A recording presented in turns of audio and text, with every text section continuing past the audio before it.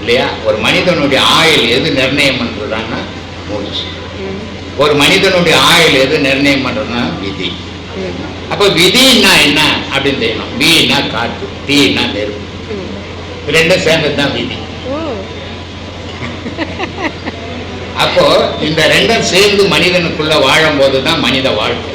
இது ரெண்டும் சேர்ந்து முடிவு பண்றதுதான் அவனுடைய ஆயுள் காலம். இது ரெண்டும் சேர்ந்து முடிவு பண்ணுச்சுன்னா வெளியேச்சுன்னா வர மாட்டான் இல்லையா?